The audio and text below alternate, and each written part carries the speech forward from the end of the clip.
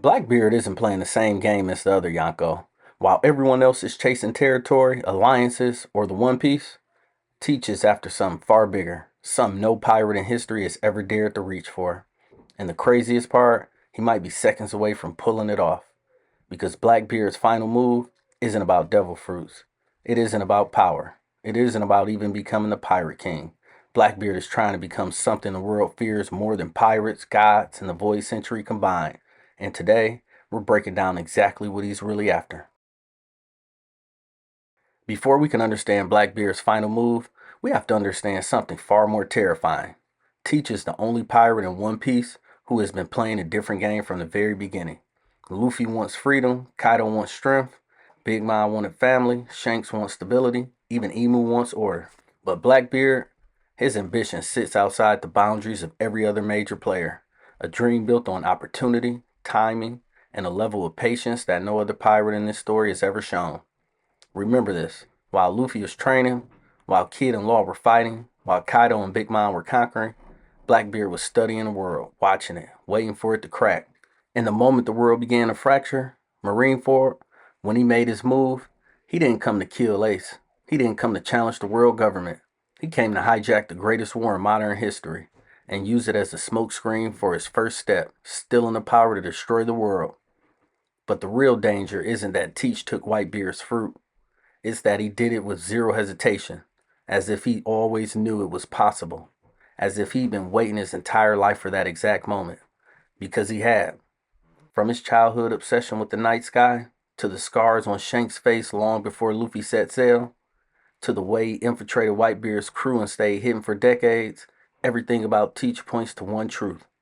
Blackbeard has knowledge no other pirate should have.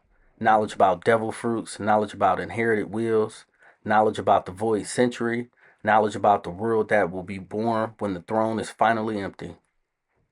He doesn't stumble into power, he chooses when to take it. He didn't become a warlord to serve the world government. He did it to get the impel down. He didn't infiltrate Whitebeard's crew for respect. He did it to get close to the Yami Yami no Mi. He didn't fight the revolutionaries on Baltigo to crush them. He did it to steal information.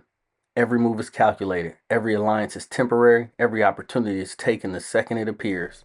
Unlike Luffy, whose dream shaped the world, Blackbeard is shaping himself to steal the world once the dream collapses. And now in the final saga, the cracks are everywhere.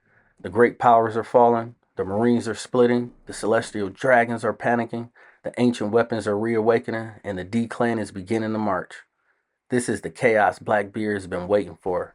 The moment when the world becomes distracted enough, fractured enough, desperate enough, that someone like Teach can slip in through the cracks and take what no pirate has ever dared to reach for, the power to decide the fate of the next world.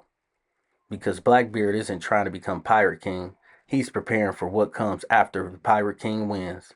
And that is why his final move will change everything. To understand Blackbeard's final move, we have to follow the trail he's left behind. Not the one in the newspapers, but the one between the lines, buried in the choices everyone else ignored. Because Teach doesn't leave footprints, he leaves patterns, and those patterns start all the way back with Whitebeard. Blackbeard spent decades on Whitebeard's crew doing absolutely nothing, or so everyone thought. He wasn't lazy, he wasn't weak, he wasn't unambitious. He was hiding, waiting, studying the only man in the world who understood the balance of power better than anyone else. When Thatch found the Yami Yami no Mi, Blackbeard didn't panic. He didn't bargain, he didn't hesitate. He killed him instantly. Because the darkness fruit wasn't a treasure, it was a key. A key he believed would unlock something larger than the devil fruit ability. Something connected to his body, something connected to his fate, something connected to the ancient world itself. Thatcher's death wasn't an act of greed, it was an act of destiny. One Teach believed belonged to him alone. When Blackbeard arrived at Marineford, he didn't care about Ace or the war. He came with the hand-picked crew of the deadliest criminals alive, all broken out and impaled down specifically for this moment. Because Teach didn't just want Whitebeard dead, he wanted Whitebeard weakened. Why? Because the Gura Gura no Mi can only be stolen under one condition. The user must be dying but not dead. Blackbeard didn't steal a devil fruit. He stole a dying man's heartbeat. He waited for the exact moment Whitebeard took his final breath and then did the impossible.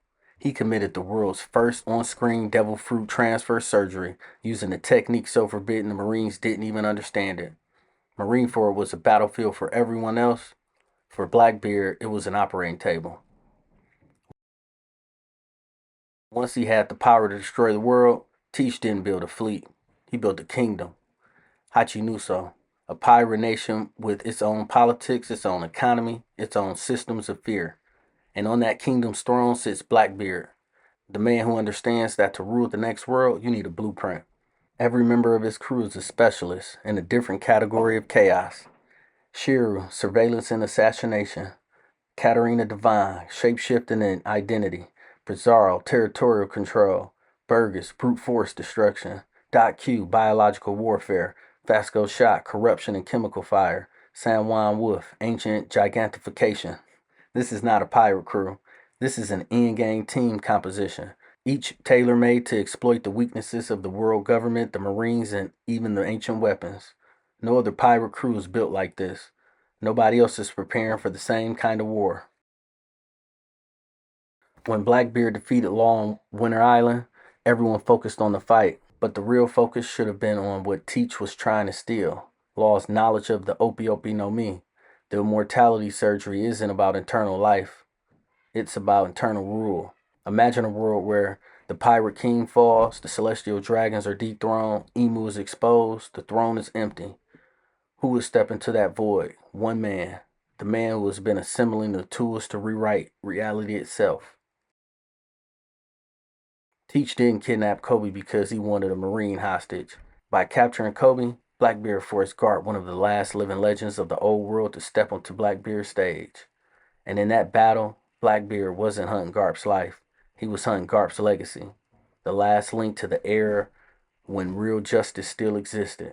Because Teach loves one thing above all, taking the symbols that define the world and defiling them.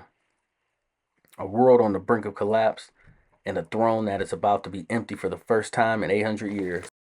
And Blackbeard has been waiting for this very moment since the night he first looked up at the stars as a child.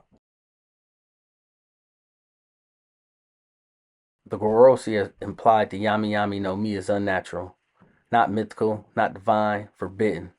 It is tied to the old world, the world before the void century was erased. A world of gods, monsters, and power humans were never meant to touch.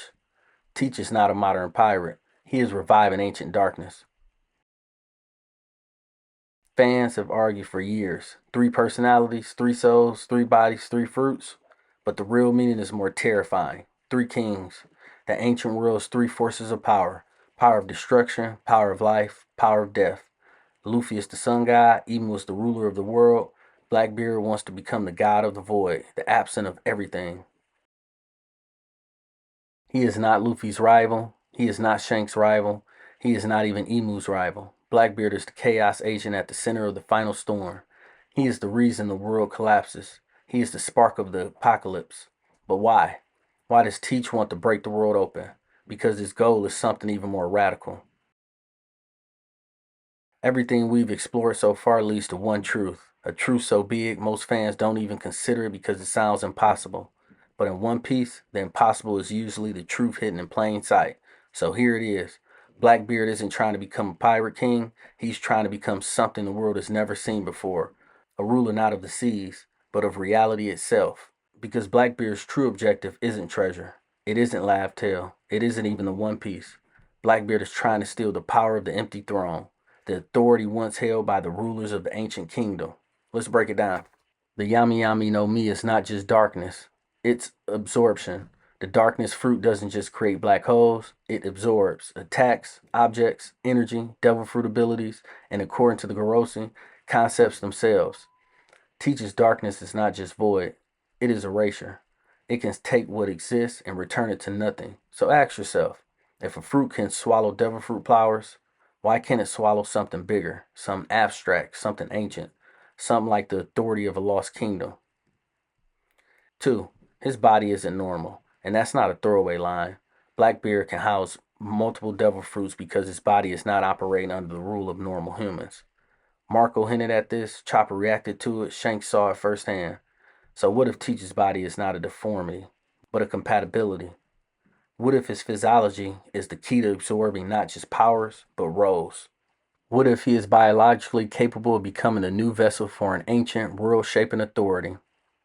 3. The three-skull Jolly Roger isn't three personalities. It's three states.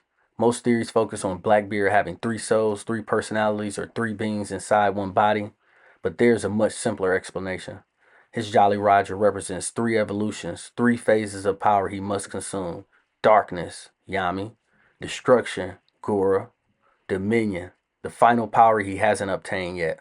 A power that will allow him to rule not a territory, but the world system itself. 4. The final power Teach wants isn't a devil fruit. It's a throne. Let's connect the dots.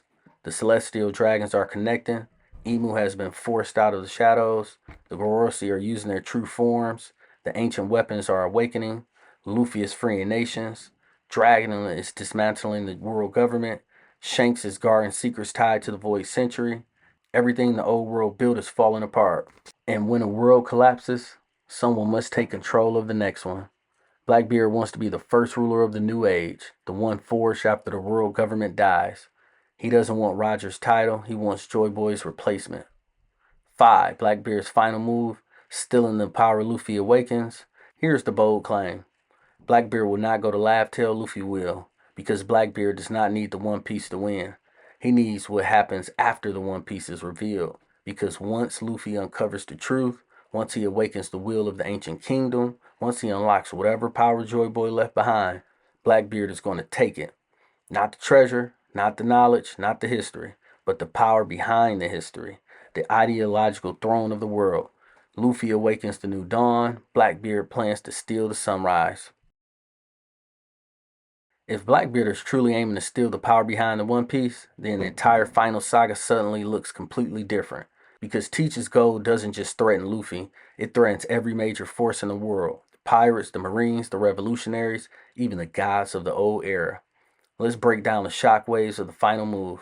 If Luffy reaches Laugh Tale and awakens the ancient power Joy Boy left behind, Blackbeard won't just try to kill him. He would try to absorb the very thing Luffy unlocks.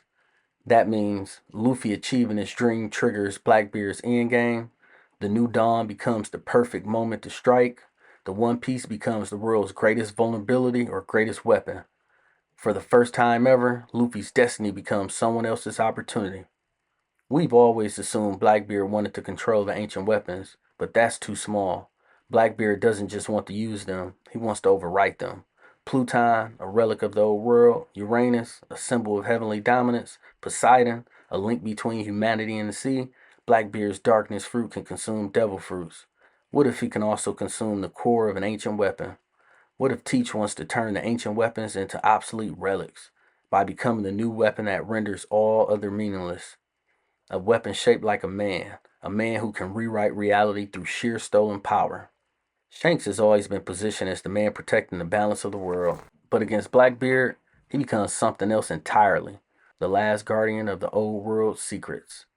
If Luffy carries Joy Boy will, Shanks carries the map, and that puts him directly in Blackbeard's crosshairs. Because to hijack the new age, Blackbeard must eliminate the symbol of Roger's legacy, the protector of the truth, the final wall between him and Laugh Tale's aftermath. This is why Oda has been saving Shanks versus Blackbeard for the end. It's not a rivalry, it's a collision of ideologies. Shanks protects the Dawn. Blackbeard plans to steal it. As Emu and the Gorosi reveal their monster forms, as the celestial dragons crumble, as the marines break apart, most factions see chaos. Blackbeard sees opportunity. A world without a ruling class, perfect. A government on its last breath, even better. Because the moment the empty throne becomes truly empty, Teach will try to take it. Not symbolically, literally. He doesn't want the rule from the shadows. He wants the world to admit something terrifying. The next age belongs to Blackbeard. If the D clan was meant to topple the tyrants, Blackbeard is the D who decided to become one. He represents the corruption of the will of D, a version twisted by ambition instead of freedom. Thus, Blackbeard faces three people who embody the true will of D: Luffy, Dragon, Trafalgar Law, and all three must survive if the world is to be reborn. Because if they fall, Teach becomes the last remaining hire of the wheel, and the new world becomes a world of darkness. Emu represents the past, a leftover shadow of the void century. Luffy represents the present, freedom, joy, rebellion. Blackbeard represents the future, a redesigned world carved out of darkness. So the true final battle isn't what fans expect. It's not freedom versus tyranny. It's not joy versus suffering. It's something far more devastating. A battle for who gets to shape the world after the world government falls. Luffy wants a world where everyone can chase their dreams. Blackbeard wants a world where one man decides them. This is not a battle for the One Piece. This is the battle for the fate of reality. If Teach succeeds, the world won't enter the age of freedom. It will enter the age of darkness. And that is what makes his final move the most dangerous threat in One Piece history.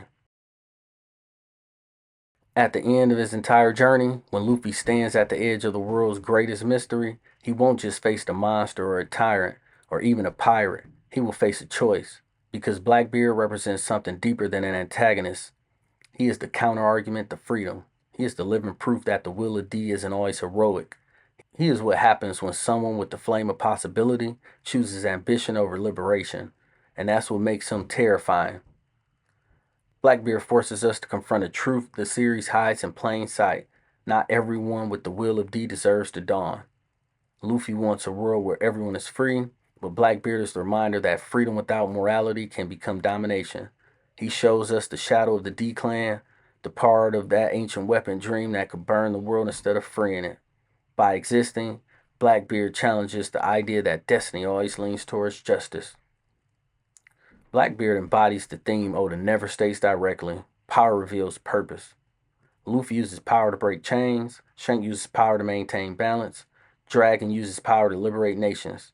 But Blackbeard gathers power to rewrite the system itself. He is the embodiment of the idea that power isn't good or bad. It's the intention of the one holding it. This is why his final clash with Luffy isn't just a battle. It's a philosophical collision. One man wants to free the world, the other wants to own the outcome. The real message of Blackbeard's rise is this. The greatest threat to dreams is the person who believes they deserve more than everyone else. Blackbeard doesn't want treasure. He doesn't want territory nor fame. He wants priority in the universe, the right to rearrange the world so it suits him. He is what happens when someone mistakes ambition for destiny. He is the cautionary tale behind the void century. He is the reason the world was broken the first time. And that makes him the mere Luffy must break to finish his own dream. Blackbeard's true purpose in the story is to answer the final question of One Piece. If the world is reborn, who deserves to reshape it? Is it the ones who suffered under tyranny? Is it the ones who fought to protect it? Is it the ones who cling to the past? Or the ones who dream of something new? Blackbeard believes it's him. Luffy believes it's everyone. Their final battle is bigger than the Pirate King title. It's a fight between two visions of the future. A world dictated by one man's desires, and a world where no one controls the horizon. And whichever dream wins becomes the blueprint of the next 1,000 years. And the ultimate takeaway, the reason Blackbeard is the perfect final antagonist is because he forces Luffy to prove his dream is worth following. Luffy's dream has always been simple, to be free. But freedom can only become a world-shaping philosophy if it can overcome the person who represents its darkest reflection.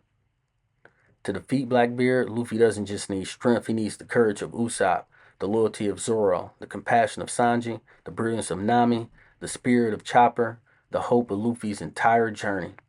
Every lesson he learned from every island, every friend he's made, every freedom he protected. It all leads to this one confrontation with the man who embodies the opposite dream. In the end, the story of Blackbeard isn't really about Blackbeard. It's about proving that the world deserves to be free, not rewritten. Do you think Blackbeard's final move will surpass even Emu's plan? Tell me what you think Teach's true endgame is.